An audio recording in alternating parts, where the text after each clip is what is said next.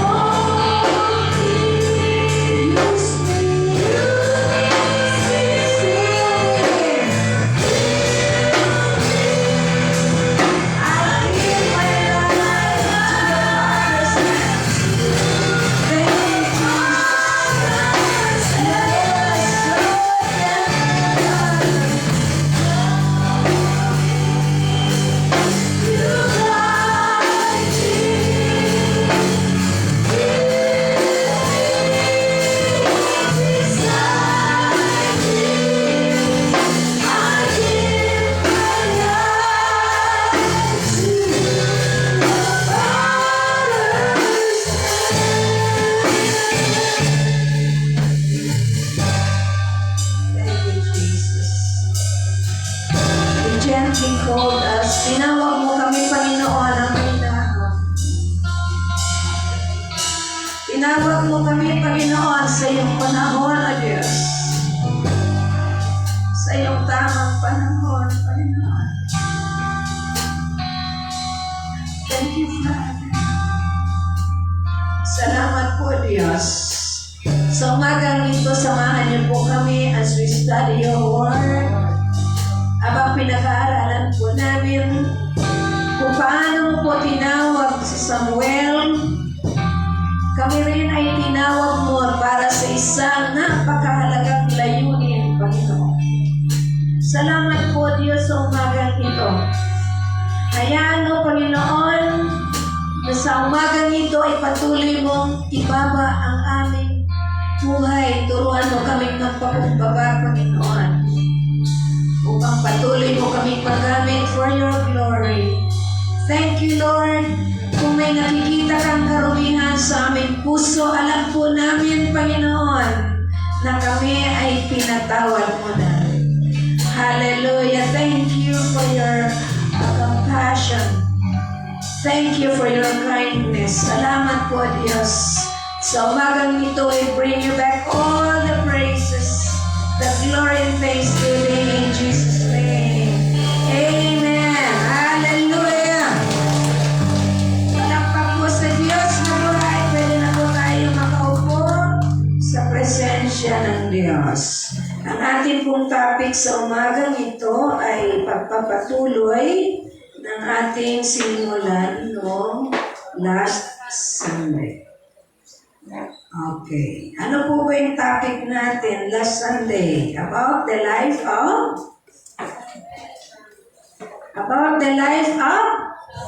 Samuel. Okay. So, napag-aralan po na. Good morning po sa bawat isa. At good morning po doon po sa nanonood at manonood ng live. Good morning, Luzon, Visayas, and Mindanao. Good morning, Sister Josie from Japan. Happy birthday, Ate Lale. Palakpakan po natin ang Panginoon. Nanonood po si Ate Lale. Siya po ay nasa USA. Saan ba yun? Florida. Ayan. Hello, Ate Lale. Happy birthday. Thank you sa flowers. Salamat sa kanyang buhay. Kahit po siya malayo na, hindi niya po nakakalimutan yung commitment niya po sa Panginoon. Amen. Hallelujah. Okay. So, muli po nating basahin ang ating pong topic. Ano po yung topic natin last time? In the midst of darkness, still light shines upon it. Subtopic po natin, when God breaks the silence. Napag-usapan din po natin yung historical background ng buhay ni Samuel. Si Samuel po ay anak ni Elkanah and Hannah.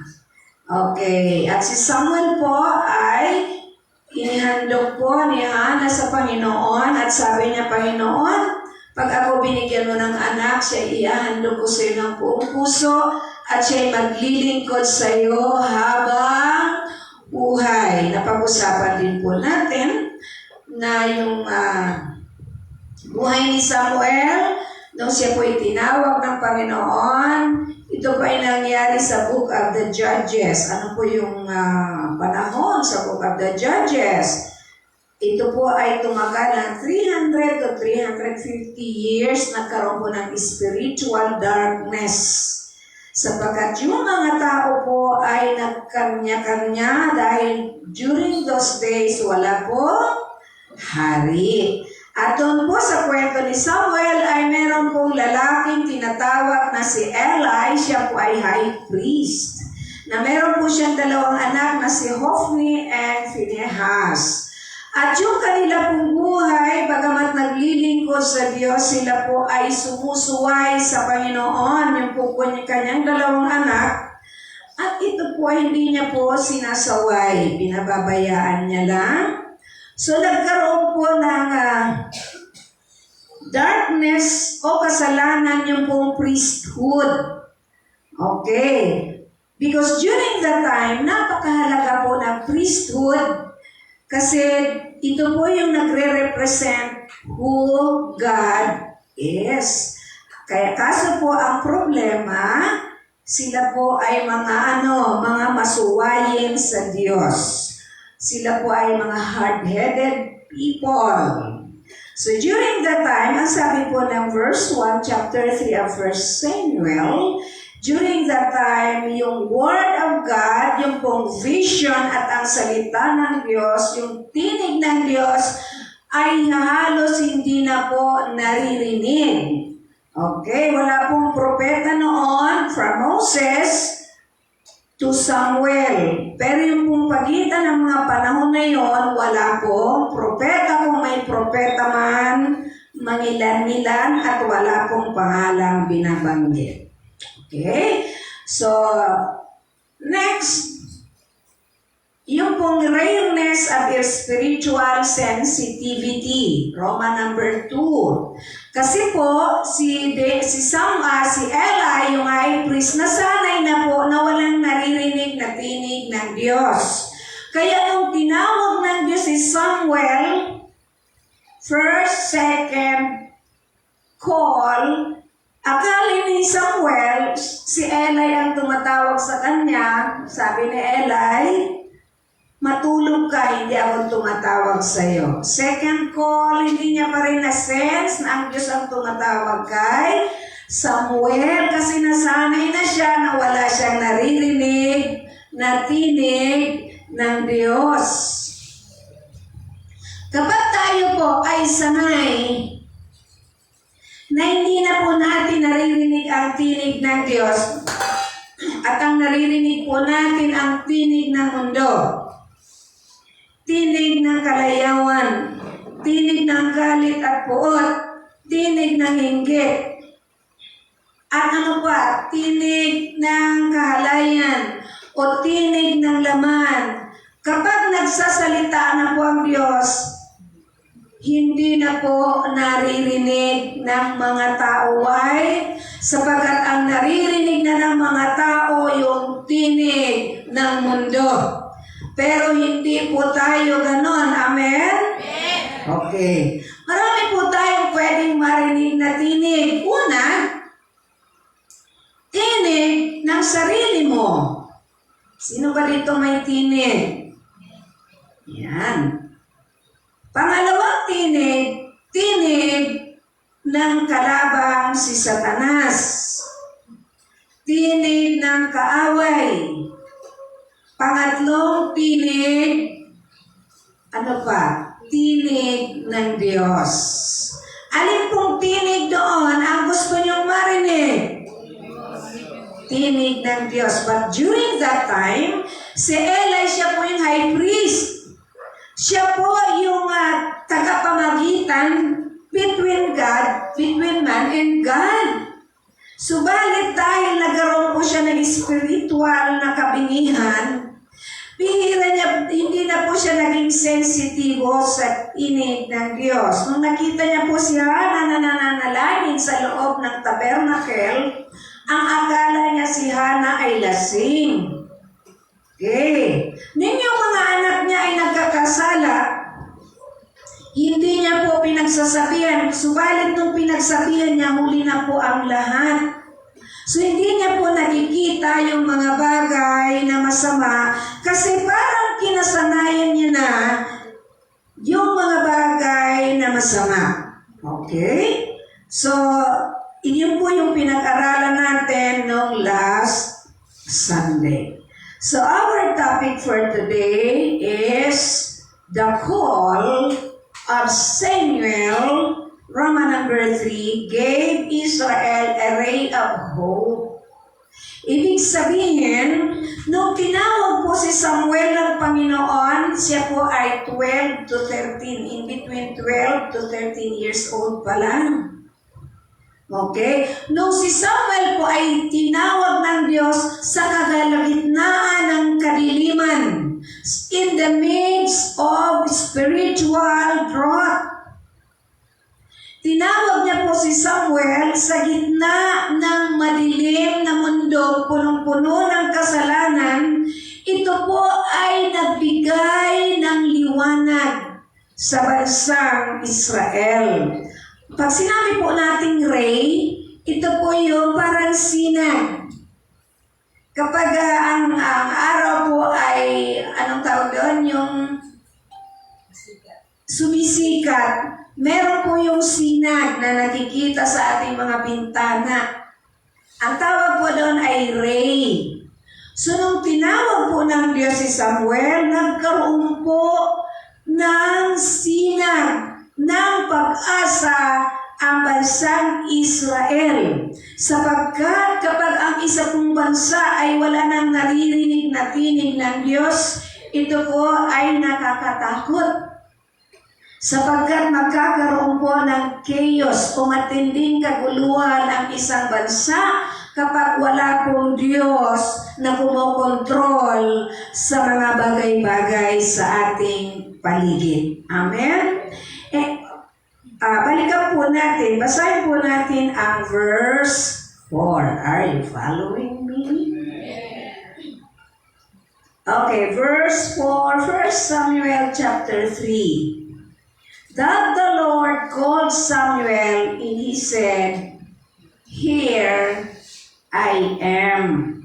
Verse 5, then he ran to Eli and said, "Here I am, for you called me." But he said, "I did not call you. Lie down again." So he went and lay down.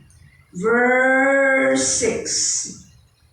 The Lord called yet again Samuel. So Samuel arose and went to Eli and said, "Here am I, for you called me."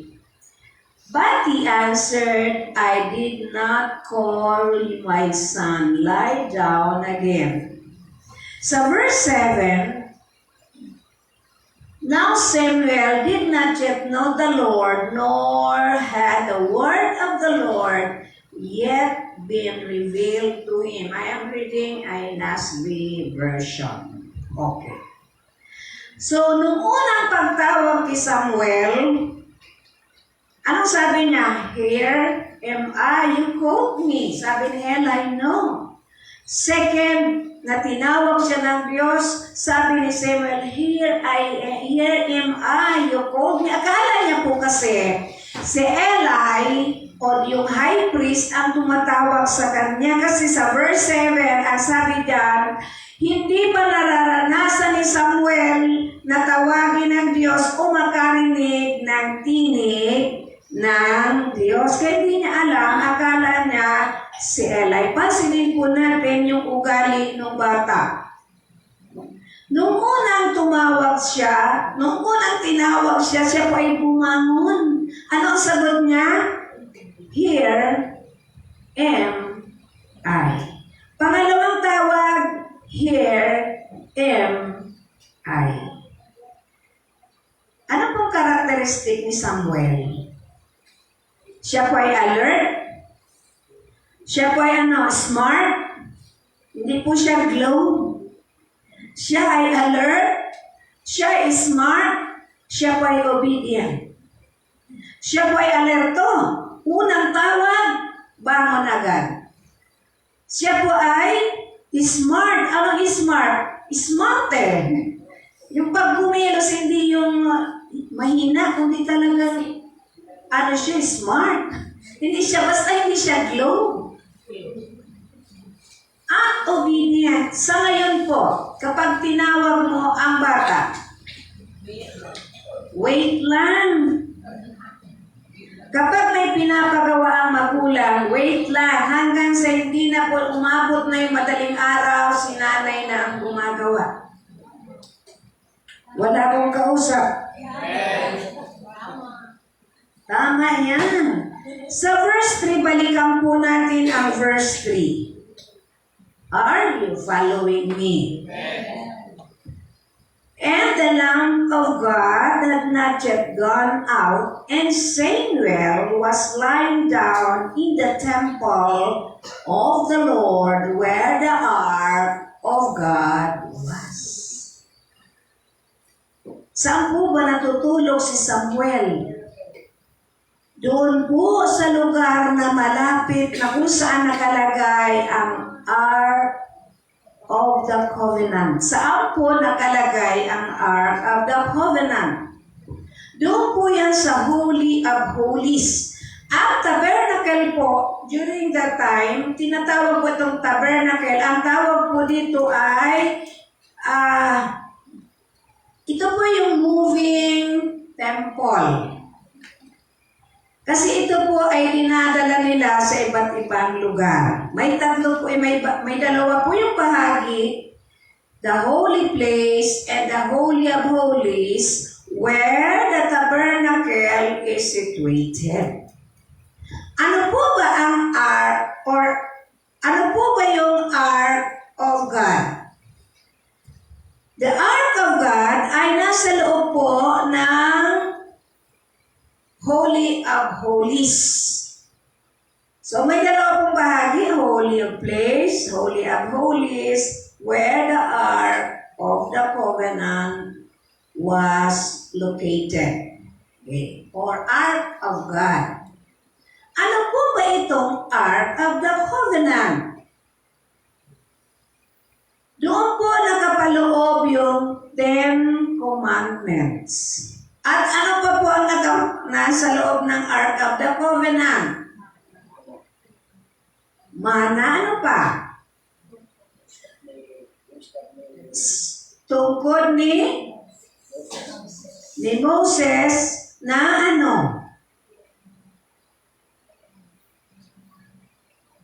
Okay, budded. Okay. Ano po ang sinisimbolo nito? Dito po bumababa yung presensya ng Diyos. This is very important. Kapag humawa ka po doon na hindi ka, you are not qualified, it is a matter of life and death. Amen? Pansinin po natin, very young pa si Samuel, pero doon na po siya natutulog sa malapit doon sa Ark of the Covenant or Ark of God. Si Eli na high priest, doon na po siya natutulog sa sarili niyang place. What does it mean?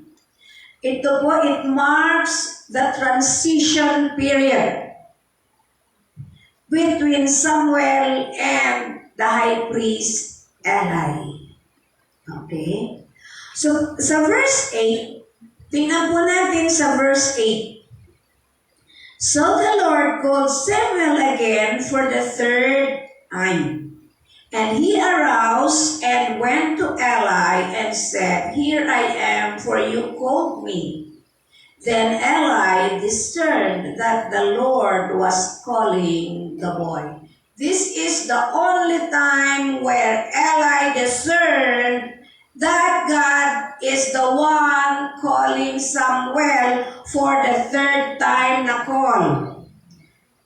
Kapag ang discernment niyo po bilang siya yung high priest, mas dapat ang discernment niya yung first call pa lang. Second call, hindi niya nalaman. Third call, nalaman na po ni Eli na ang Diyos ang tumatawag sa'yo.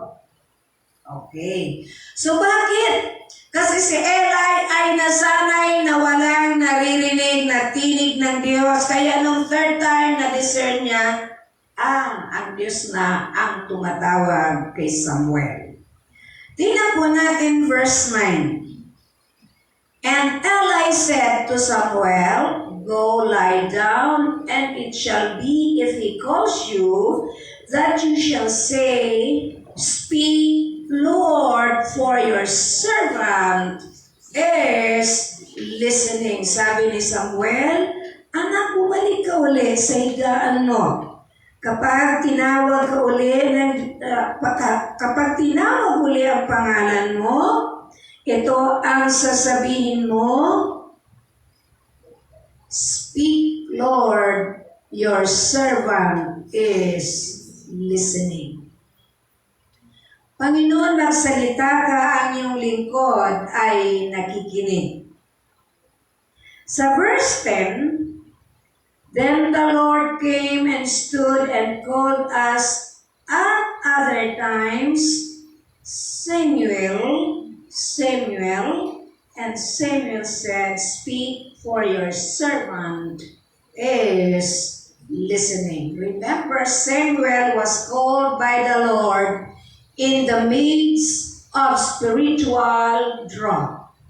Yung pong spiritual, ano pong drought? Tagtuyo. Tingnan niyo po ang katabi niyo kung tuyo. Spiritually. Hindi naman. Ba't niyo nalalaman?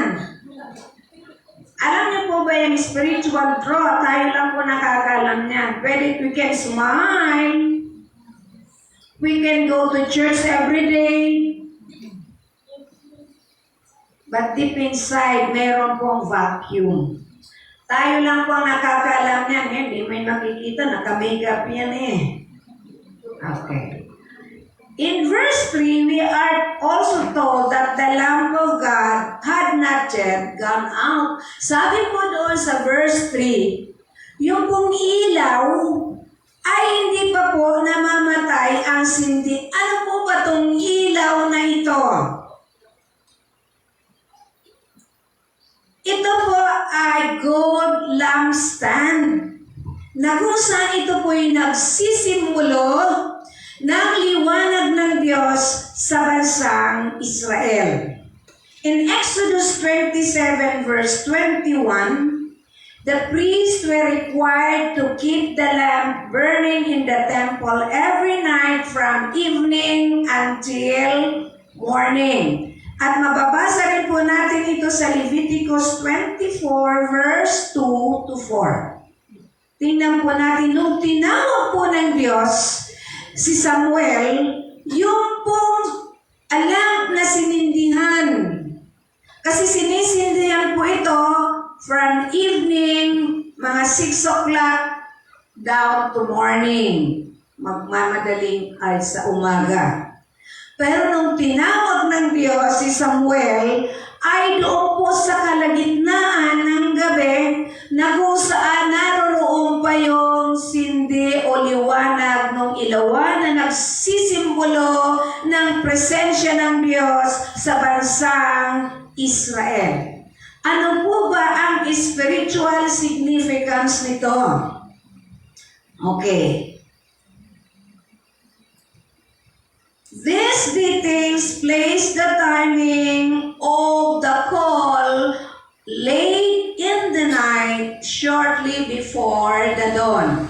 Hindi niya tinawag si Samuel ng tanghali. Tinawag niya si Samuel sa kaligitnaan ng gabi. Alam niyo pa ang Old Testament this is narrative. And historical background is very important. Okay? So the sun had set, ibig sabihin, lubog na yung araw, pero yung lamp of God ay nananatili pong may sindi. This golden lampstand was a symbol of God's presence with His people. This is very highly symbolic. Spiritual darkness in Israel was all around. Ibig sabihin yung mga tao nun walang pagkakakilala na halos sa Diyos. Yung mga tao noon ay nagkakanya-kanya. Yung mga tao noon ay makasanlibutan. Subalit may nakita ang Panginoon na isang bata na merong puso sa paglilingkod sa Diyos. Natatandaan niyo po si Noah? Sabi po sa Genesis chapter 5 and 6, nakita ng Diyos na pawang kasamaan ang mga ginagawa ng mga tao during the time of Noah. Pero ang sabi ng Biblia, and Noah found favor in the sight of the Lord. Are you favored? Nung tayo po'y tinawag ng Diyos, magulo po ang ating mga buhay. Sino ba yung tinawag ng Diyos? Ay, ang ganda ng buhay niya. O ang ganda ng buhay niya, pinagpapala. O hindi man lang siya nagkakasala. Meron? What is the spiritual significance of this story or narrative of Samuel? When Samuel was called by God in the midst of spiritual darkness, but the light in the temple was still burning, it means that God hadn't totally abandoned His people, although during those times, words and visions were very rare, sabi ng verse 1. So in other words, sa ating pong mga buhay, i-apply po natin sa ating mga kapanahunan bilang Kristiyano na minsan nararamdaman natin. Parang iniwanan ako ng Diyos. Wala akong pera, wala akong pagkain, meron akong sakit, ano pa? Ang gulo ng aking paligid, parang iniwanan ako ng Diyos. Tama?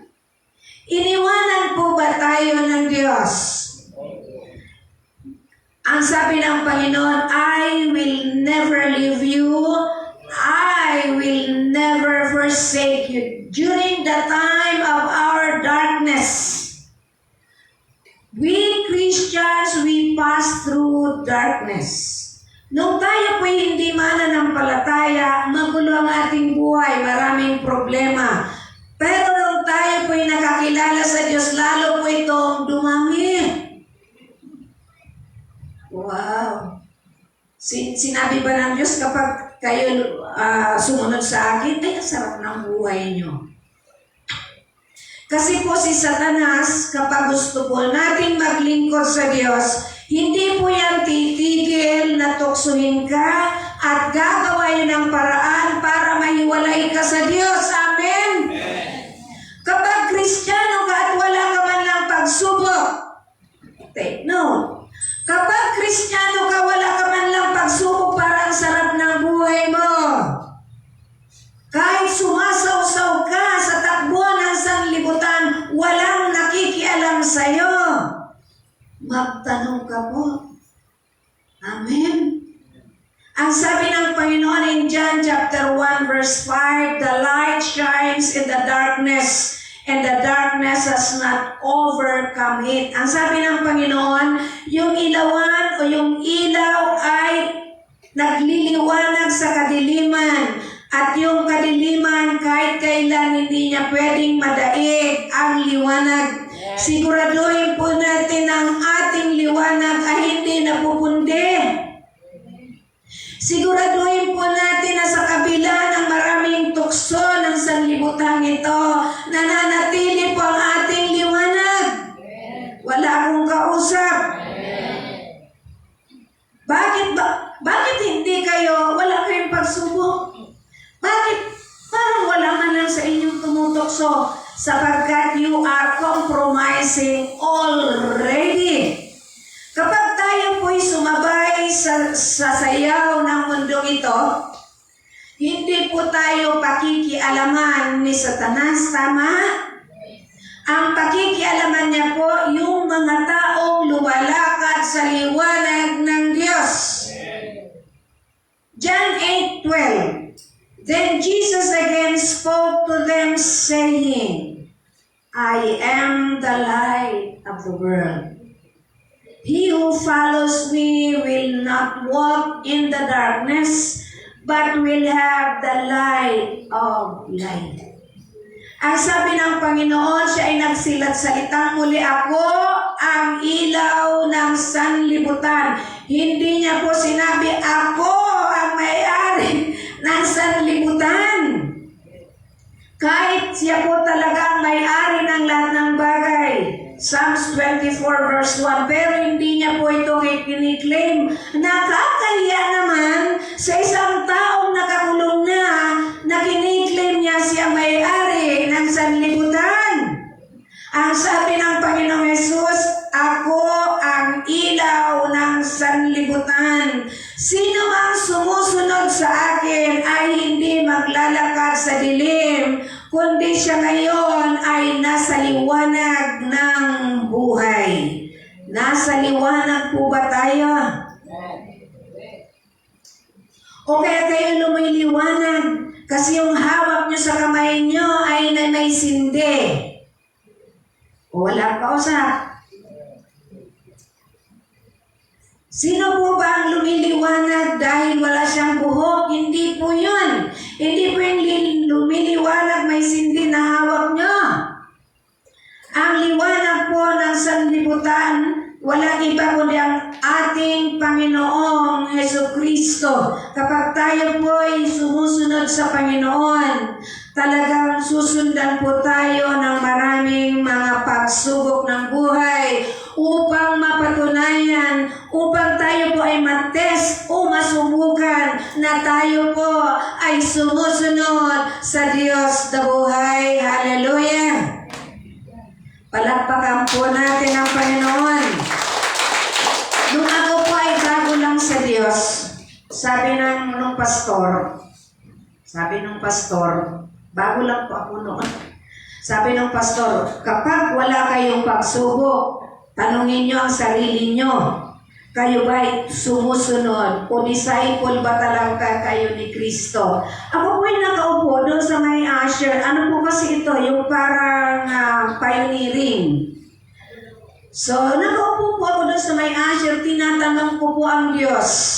Sabi ko, Lord, bakit ako wala akong pagsubok? Kristiyano ba ako? Tinawag mo ba talaga ako? So, nung ako po'y umuwi, ang saya-saya ko, pagdating ko po doon sa bahay ng kapatid ko, binuksan niya ang pinto, alam niyo po bang pinalalayas niya ako?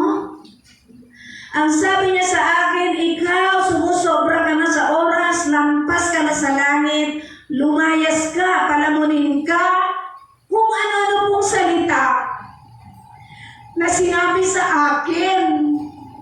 Naalala ko po, nung ako nakaupo doon sa may usher habang nagsasalita yung pastor, ang tanong ko sa Diyos, Lord, tinawag mo ba talaga ako? Wala akong pagsubok na nararanasan, parang sarap buhay. Pero nung umuwi ako talagang, hindi pa ako nakakibo, parang nanliit ako sa sarili ko, pero hindi pa ako nagalit sa kapatid ko. Kasi naalala ko yung tanong ko sa Panginoon. May nakikinig pa ba? Huwag niyo pong tatanungin ang Diyos. Sasagot po talaga siya. Talagang parang nakulala ako. Siyempre kapatid niya ako. Sabi, palamunin ka. Sabi niya, palamunin ka. Pabigat ka dito. Marami kung ano pong salitang masasakit. At pinalalayas niya po ako dahil sobra na raw po ako sa langit. Wala pong, hindi po totoo yun, wala pong lumalampas sa langit. Yung pong above God, sa Kanya po yun. Amen? Okay. Huwag po kayo magtanong sa Diyos. Sasagutin po talaga kayo. Amen? So, ang pagsubok ng buhay, yung darkness sa buhay po natin, ito po ay matatalo ng liwanag ng salita ng Diyos na nasa ating mga puso. Amen? Tayong lahat po ba ay nagliliwanag? Amen. Amen. Okay. Ang sabi po rito, during the time the priesthood was corrupt, tanda po natin ang priesthood during the Old Testament, napakahalaga po nito. Ito po ay nagsisimbolo ng sila po yung larawan ng Diyos, yung kabanalan ng Panginoon. Ang problema, sila po ay corrupt. Yung pong priesthood. At hindi po ito nasisiwata ni Eli. But Samuel ay iba. Iba po si Samuel. God had never spoken to Samuel in this way before, and as young as he was, did not realize that this was God calling him. Nung tayo po'y tinawag ng Diyos, alam niyo po ba na ang Diyos ang tumawag sa inyo? Yes. Hindi po aksidente na nakakarinig po tayo ng salita ng Diyos. Doon po sa third time na tinawag si Samuel, di po ba na-analyze na-recognize na ni Eli, ang Diyos ang tumatawag kay Samuel. Kaya ganito ang sasabihin mo, "Speak, Lord, for your servant is listening." Ano po ba ang pagkakaiba ng hearing sa listening? Noong ako po'y bata pa, elementary lang po ako, nung lumaki po ako sa sobrang higpit ng tatay. Sobrang pong higpit. 10 po kami magkakapatid, pero 8 na lang po yung nabuhay. Ngayon po 6 na lang kami. May 6 pa. Okay. So during that time, sobrang po ang distrito. Kailangan bahay, school, bahay, school. At kapag lumabag ka po, talaga yung palo na hindi mo talaga, kung sa panahon ngayon, baka pag pinalo mo ng ganon, yung mga anak nyo, lumayas na. Iba po ng panahon na yun. So, nakikita ko naman sa mga kamag-anak ko, hindi naman ganon ang patakaran sa loob ng bahay. Kaya alam niyo po ba, ikwento ko na ito sa mga manggagawa, nung time na yon, nagtatanong po ako sa Diyos na hindi ko kilala.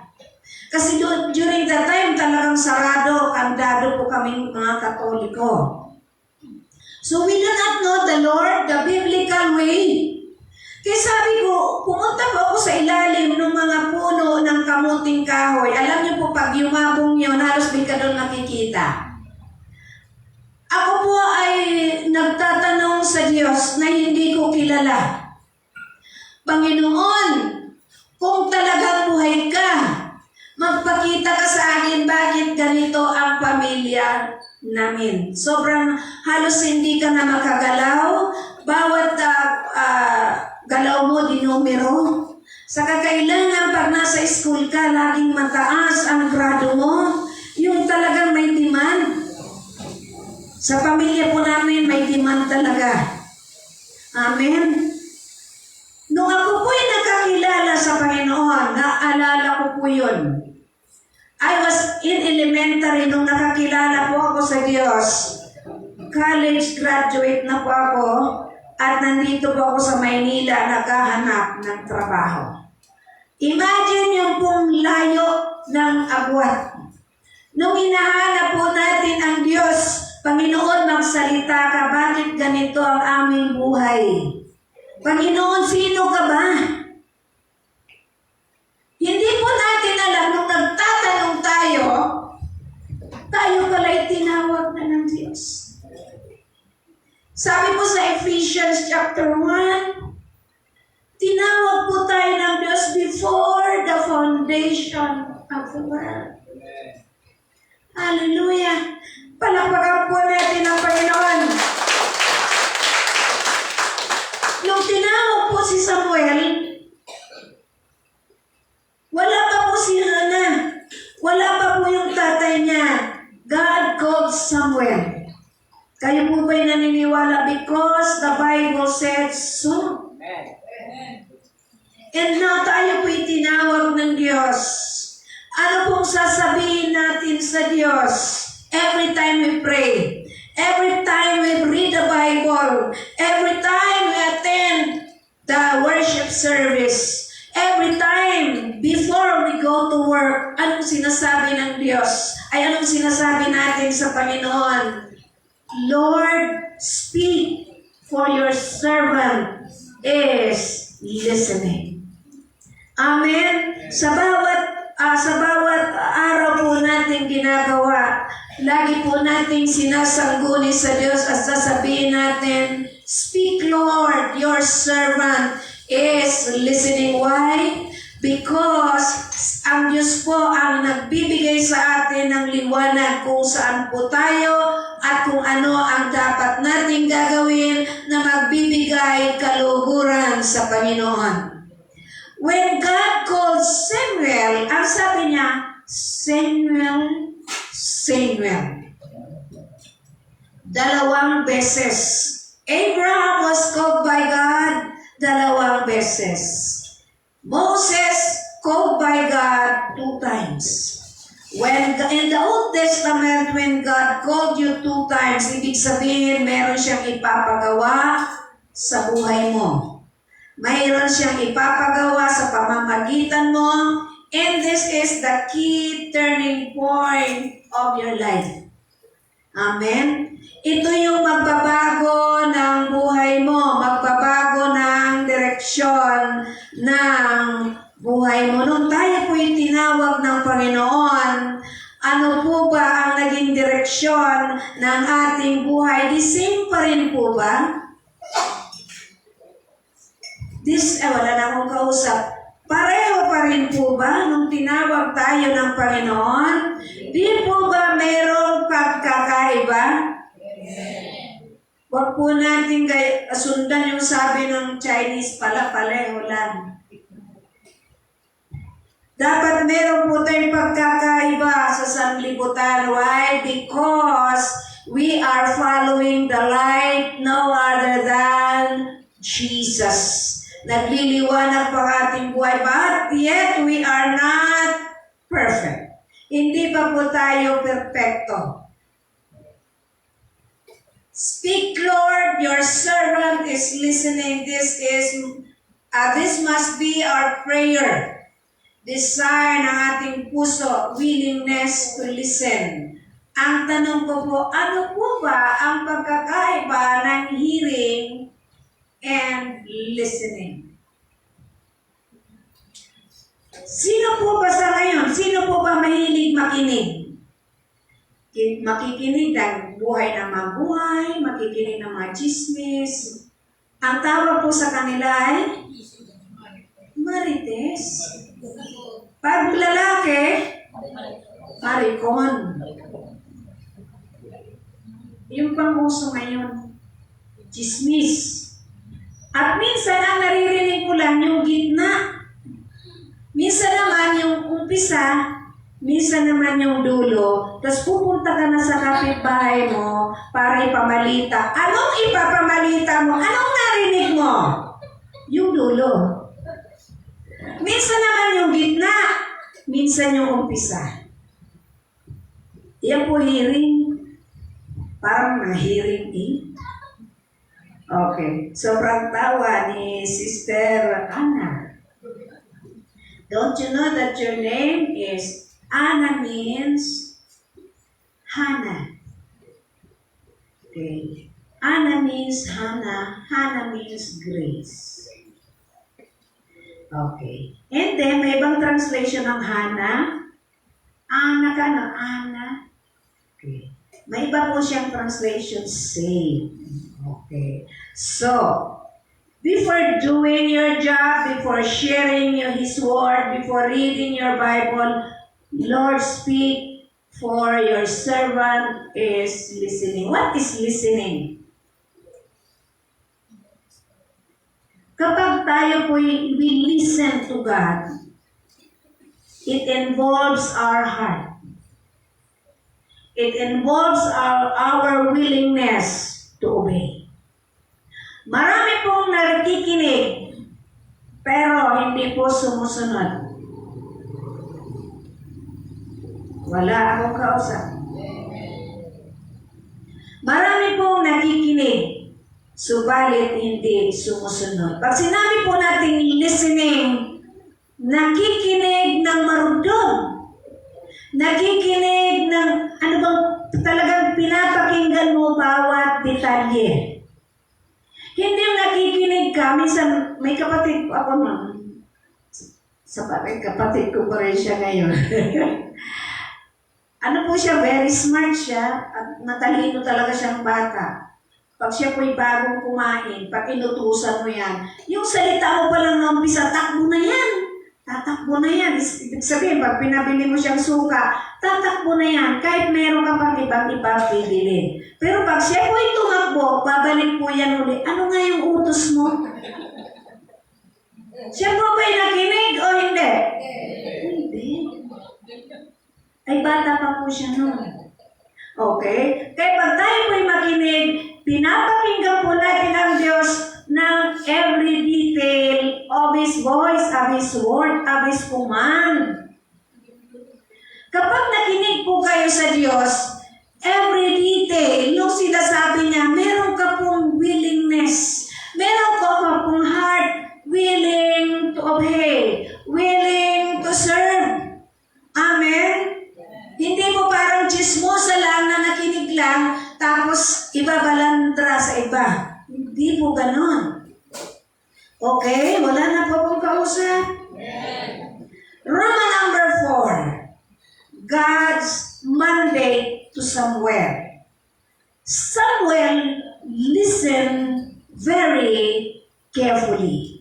That's why God gave Samuel a mandate. Ano pong mandate? Mandato. Sa ministry, it means commissioning. This mandate is a divine judgment. There are times prophetic words are not always comforting. Yung pong salita ng Diyos, minsan hindi po ito comforting. Anong comforting? Inaaliw ka. Sometimes it is a warning, sometimes it is compelling. Pag sinabi po natin compelling, it is a strong word. Ito po yung powerful words. Amen? And it is specific. And it cannot be reversed.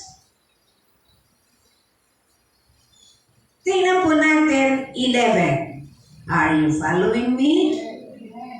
Naamoy nyo na ba yung pansit? O na rin? Alin po mas matindi? Yung amoy ng pansit o yung tinig ng Diyos? Sigurado? Okay. Ako naamoy ko rin. Okay. Dito. Dito muna po tayo sa tinig ng Diyos. Di niyo po ba alam, mahirap pong gumawa ng sermon kapag galing sa Old Testament. Amen? Pero salamat sa Panginoon, kasi binigyan po tayo ng Panginoon ng pagkakataong makapag-aral. Amen? Listen. Listen po tayo ha. Kasi ako po ay nag-listen na rin sa Panginoon. Alam niyo po ba kung sinong unang tinuturuan? Kami. Para nagluluto ka ng pansit na ikaw mismo ang tumikim, alam mo yung pansit masarap. At alam mo na pag kinain ito ng iba, masarap din. Amen? Okay, verse 11. The Lord said to Samuel, simulan po natin sa 10 para maliwanag. Then the Lord called and stood and called us at other times, Samuel, Samuel. And Samuel said, speak, for your servant is listening. The Lord said to Samuel, behold, I am about to do a thing in Israel, at which both ears of everyone who hears it will tingle. In that day I will carry out against Eli and all that I have spoken concerning his house from the beginning to end. For I have told him that I am about to judge his house forever for the iniquity which he knew, because his sons brought the curse on themselves, and he did not rebuke them. Therefore I have sworn to the house of Eli that the iniquity of Eli's house shall not be atoned for by sacrifice or offering forever. Pag pinansin po natin yung divine judgment ng Diyos sa sambayanan ni Eli ay nakakatakot. God's word are not always comforting. It is sometimes warning and compelling. In verse 11, sabi niya kay Samuel, ito ang gagawin mo. Hindi ako nalulugod sa pamilya ni Eli at sa kanyang mga anak. It is very specific sa pamilya ni Eli. Amen?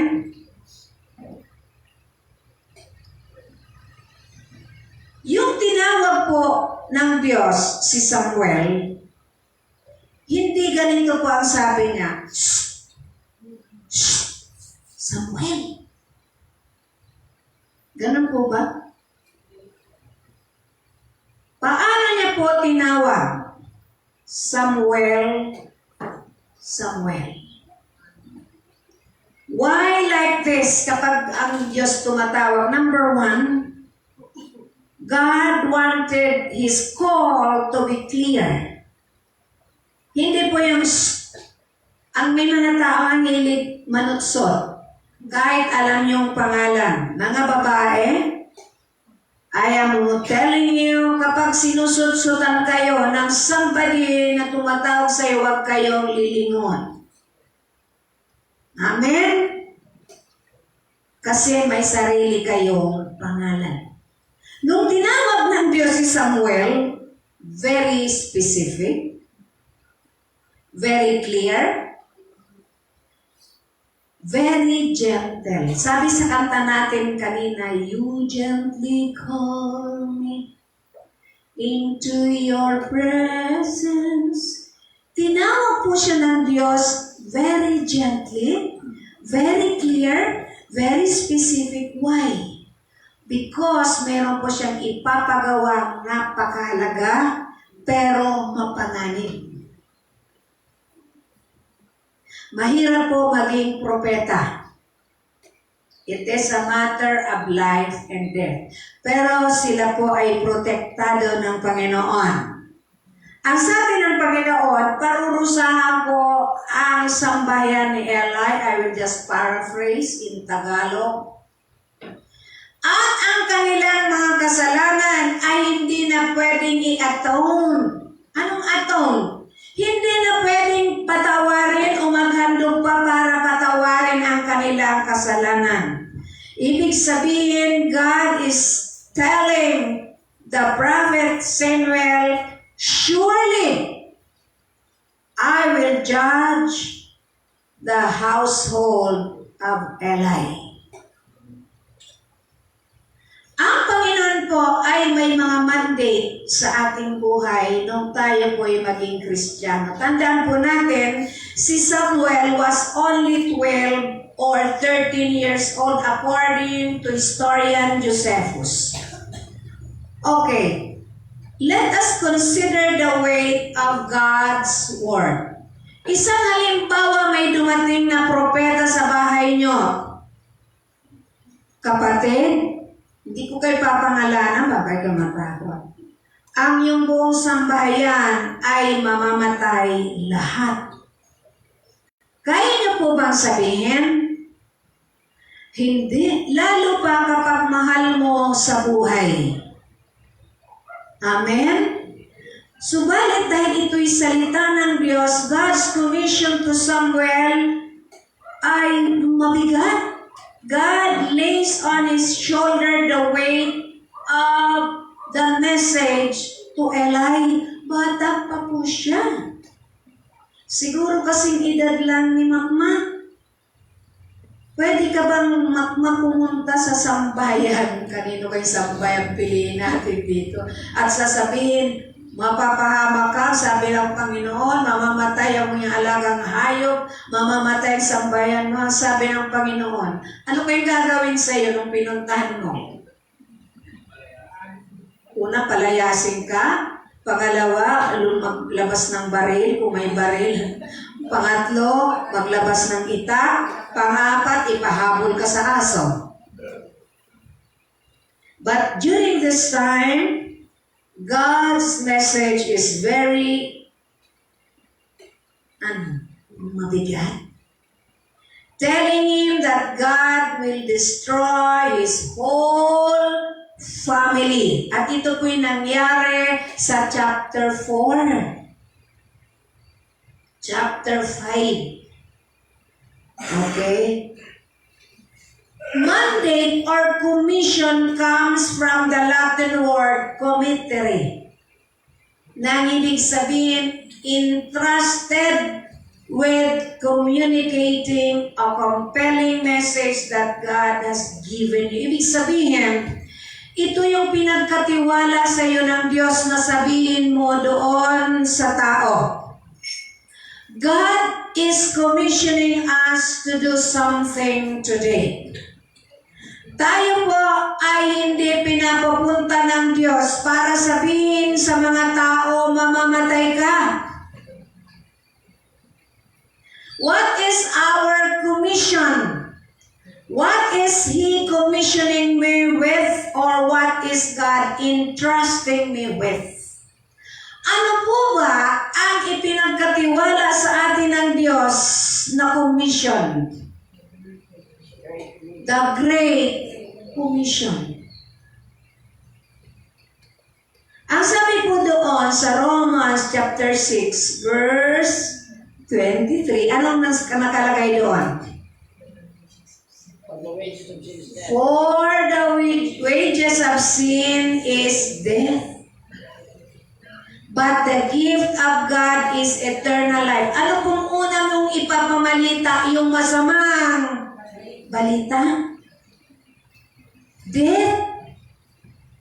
Hindi mo nga po sasabihin sa kanila, mamamatay ang iyong sambahayan, kundi ang sasabihin mo, but the wages of sin is death. Ang kabayaran ng kasalanan ay kamatayan. Bakit? Akala mo ba sa amin? Makasalanan? Ano ang sagot? Tumatawag naman kami sa Diyos. Ano ang sagot niya ni Ate Minda?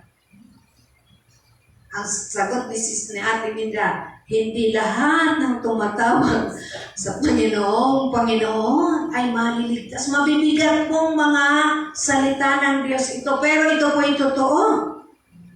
Pero meron po magandang balita, but the gift of God is eternal life in Christ Jesus. Ang sabi po doon sa Romans 10:15b, how beautiful are the feet of those who bring good news of good things. Ang gaganda ng paa ng nagdadala ng magandang balita ng Diyos. Tingnan niyo po ang paa niyo. Magaganda ba? Kahit mukhang luya yan. Kahit yung mga kuko niyan ay lahat na patay. Ang sabi ng Biblia, ang ganda ng paa ng mga taong nagdadala ng mabuting balita. Why maganda? Because we are bringing light to the people. We are bringing life to the people. Sapagkat ang tao kung walang pagkakakilala sa Diyos, aminin man nila at hindi sila po ay patay. Patay sa kasalanan. We are bringing them the good news of salvation, and this is God's commissioning to each every one of us. Wala na po ngayon si Samuel. Wala na po yung mga propeta nasa New and Old Testament. Tayo na nga po yung extension ng the Book of Acts. Wala na po yung mga apostles. And the Great Commission is for all the believers. Amen? Wala pa akong kausap. Paano kung ganito naman po ang commission sa inyo ng Panginoon? Galatians 6:1. Kapag ang commission magbahagi ng salita ng Diyos, madali lang yan. Madali lang yun. Kaya lang, di mo namang ginagawa. Galatians 6:1. Ang sabi sa Galatians 6:1, sige nga. Brothers and sisters, I am reading from NIV. Brothers and sisters, if someone is caught in a sin, you who live by the Spirit should restore that person gently. But watch yourselves, or you also may be tempted.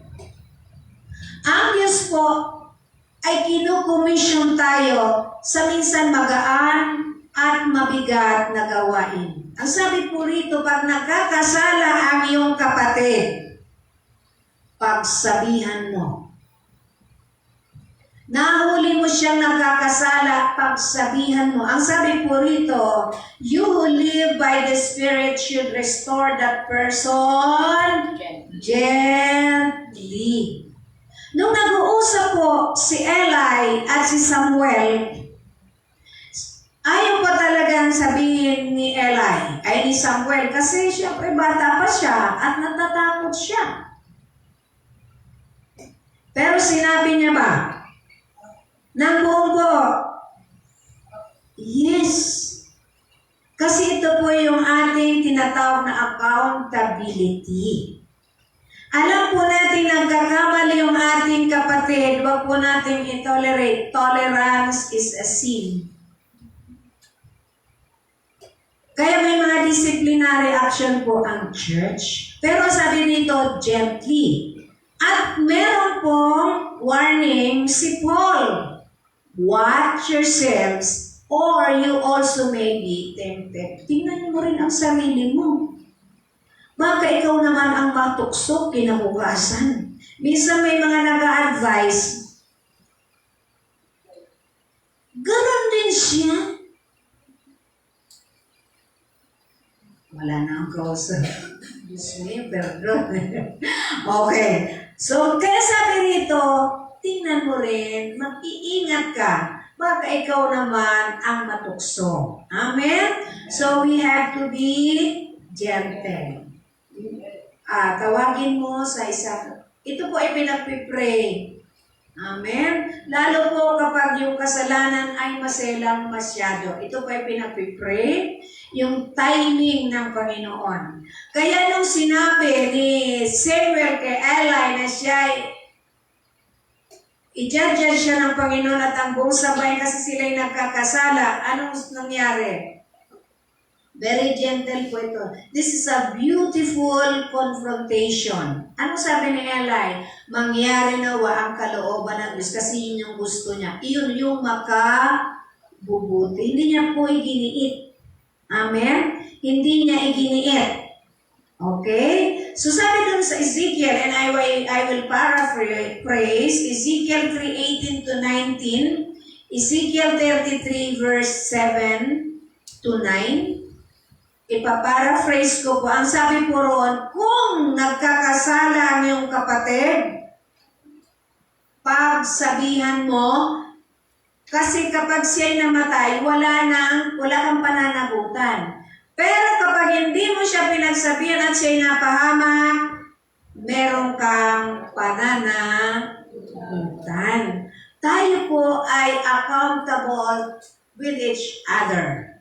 Kaya po sa ibang church, meron mo tinatawag na Ministry of Accountability. Amen? Okay, ito po ay maingat pong ginagawa sa loob ng church. Each one of us is accountable to our brethren. Ang sabi ni Ezekiel, kapag sinabihan mo na siya at siya'y napahamak o namatay, wala ka ng pananagutan sa kanya. Amen? Kung pinagsabihan niyo na siya at patuloy niya pa rin ginagawa, labas ka na ron. Tama? Okay. So sa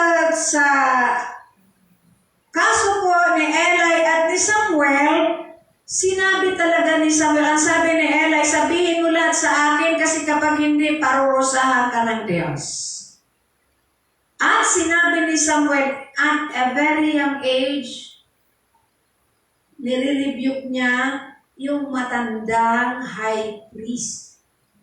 Amen? God can use the young ones to rebuke the senior citizen. Minsan sa church, ay, matanda na ako, tagal ko na rito. Bata-bata mo palang, sino ka ba? Pwede po ba yun? Kapag tayo'y mali, aminin po natin. Amen? Si Eli, inamin niya. At hinayaan niya ng Diyos na gawin yung kanyang kalooban. Amen? Hallelujah! Palapakan po natin ang Panginoon.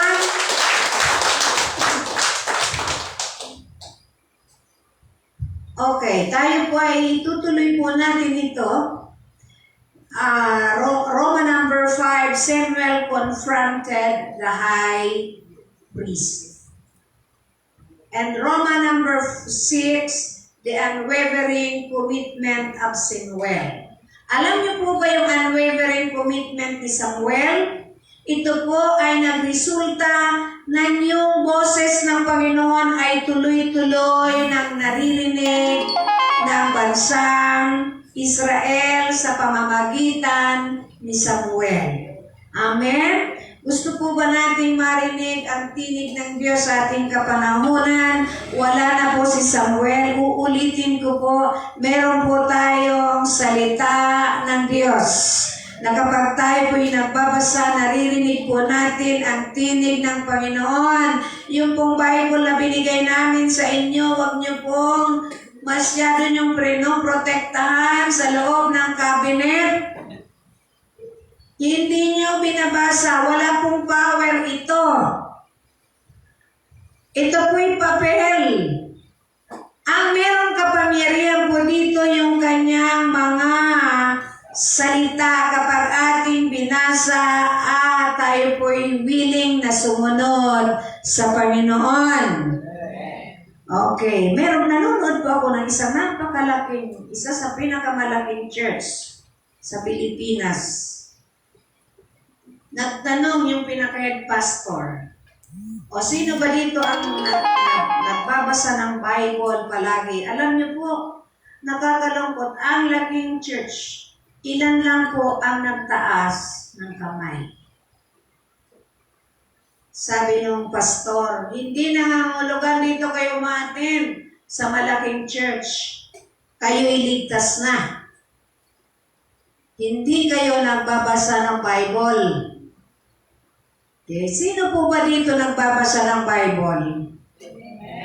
Pipikit ko ang mata ko para hindi ko kayo makita.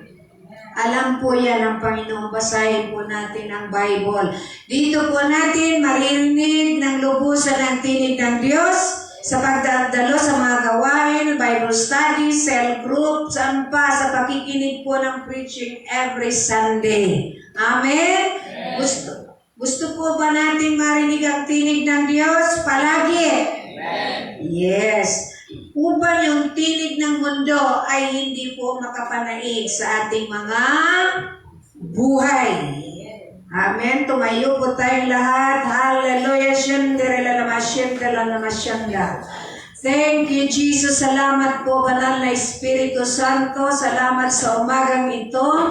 Hayaan mo, Panginoon, na lagi naming marinig ay yung tinig dakilang Diyos.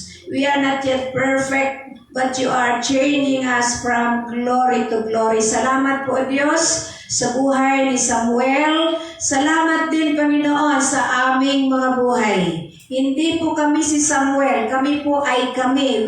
You called us individually sa isang magandang layuning ipapagawa mo sa amin, Panginoon. Salamat po, Diyos. We bring you back all the praises, the glory, and thanksgiving. In Jesus' name, amen. Palakpakan po natin ang Panginoon. God bless you po.